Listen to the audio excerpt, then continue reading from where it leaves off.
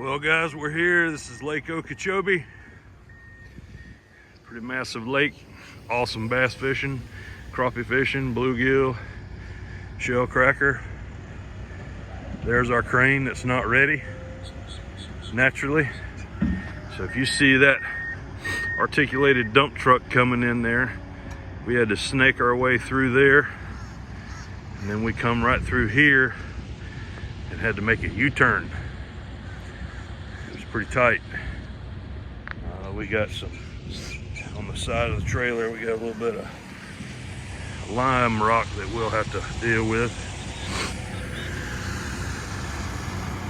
So these guys built a slurry wall under this dike because lake water was going underneath it. And of course, this lake has always been a problem. A lot of controversy about it. It's a beautiful lake though. Catch some giant bass here. So they just fired it up. We're gonna walk the machine up here on timbers and then take the track off. So I'll get some more footage here shortly.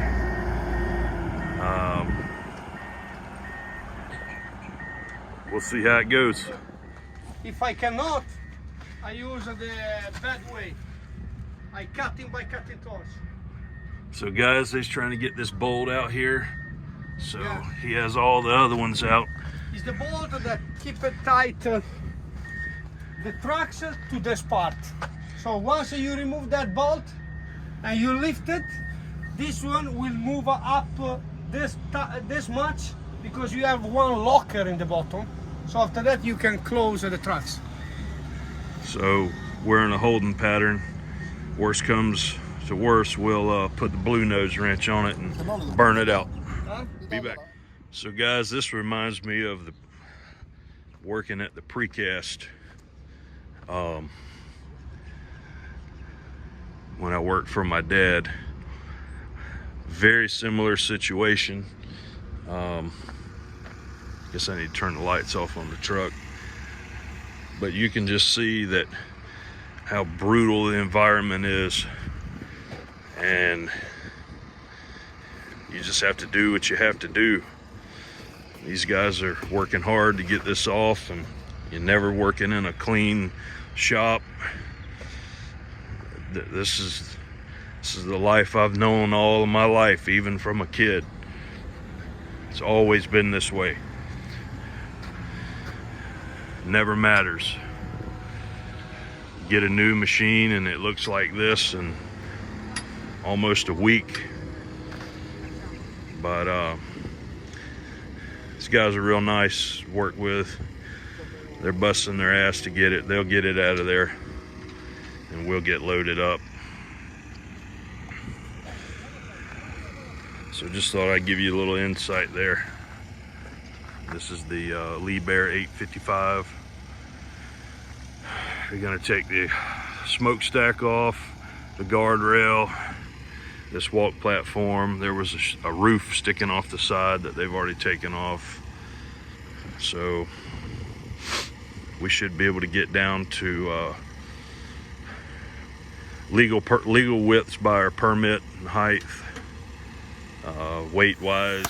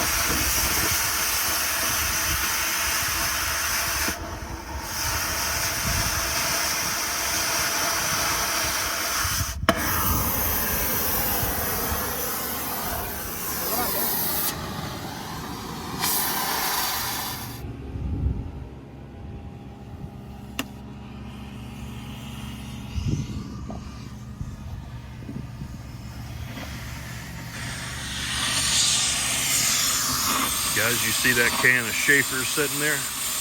These guys know what's going on. They're using the right products.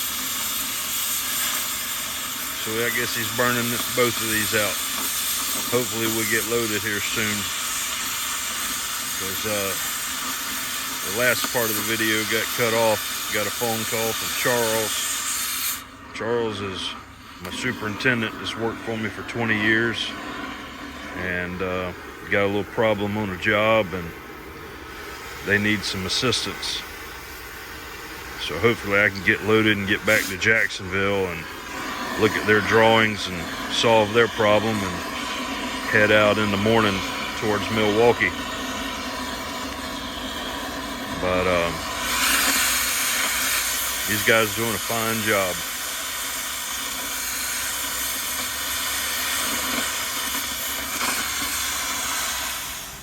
Well guys, about 3 hours later, we got the crane moving. Now we're going to take the tracks off. We have Bile Brothers here fixing to pull the tracks. You see that one over there is about ready to fall off on that side. This machine is supposed to have hydraulic jacks and it doesn't. So we're kind of doing a beam operation here. So hopefully we'll be going in another hour here. I'll be back. Well guys, they finally hooking up to one of the tracks, one of the crawlers. So don't look like I'm gonna make it home tonight and sleep in my bed. Which is not a good thing because I only brought clothes for one night, which was last night. I had planned on sleeping in my bed tonight, leaving in the morning for Milwaukee, and taking all my clothes then. So I guess I'll have to have my wife drive and meet me. So we'll just have to see. So this guy right here with the boots, checking the strap rating. He works for the Army Corps of Engineers. He is the eyes and ears for the Corps. And the guy with the black hard hat's the mechanic. He reminds me of the little Pepe guy in the movie Romancing the Stone. And then the short guy right here is the safety man, and who is keeping the safety report going on our operation. So we had to pick the trailer way up to get the tracks to break loose, so we're technically seriously overloaded right now. But once the tracks come off, we should be in spec. And they still got to take the Robert Springer exhaust pipe off of there and the guardrail and lay the boom on down, and that might be next week. I don't know. We'll see. Like this machine. Sorry? Tell me how much you like this machine. I hated this machine. Yeah? How much do you hate it? A lot. Hey, guys, do something, it's coming the boss. Otherwise, everybody look, there's no do nothing. Out with the old, in with the new. Alright, they're fixing to come tight, it looks like.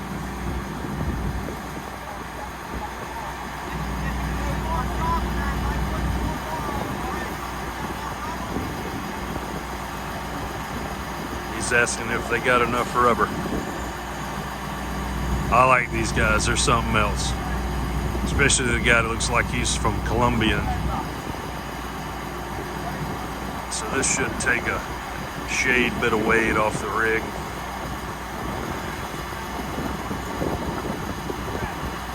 That's the main boss down there with the face mask on, talking on the phone.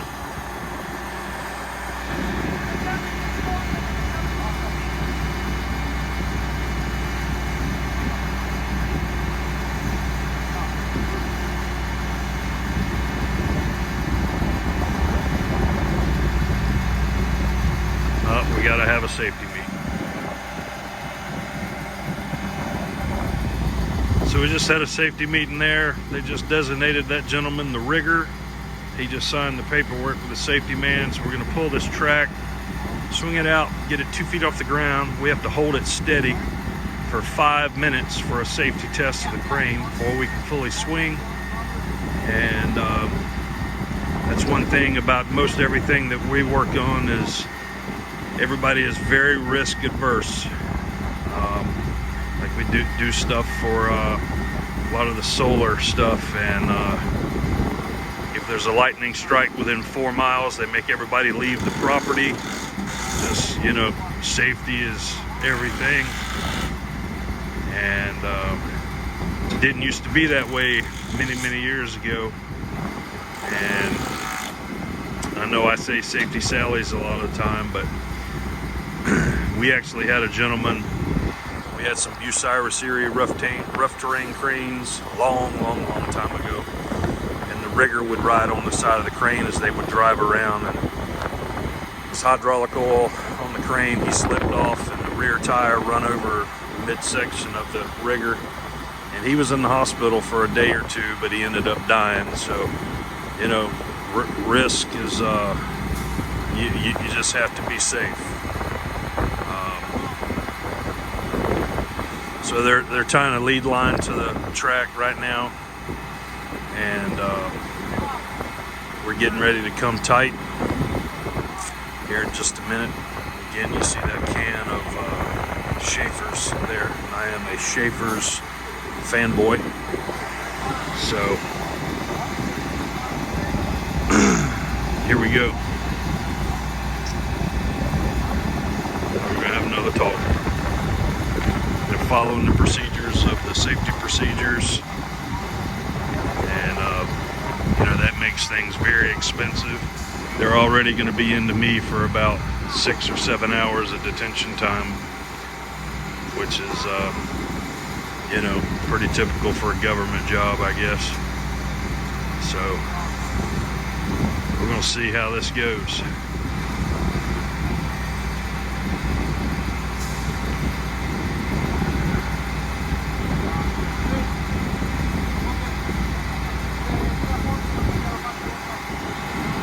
I speak no Spanish. Failed it twice. I guess it's because I can't hear real well and I can't understand when they speak super fast. I really should learn it, but I think we're gonna rehook. So once they do that, we'll be back.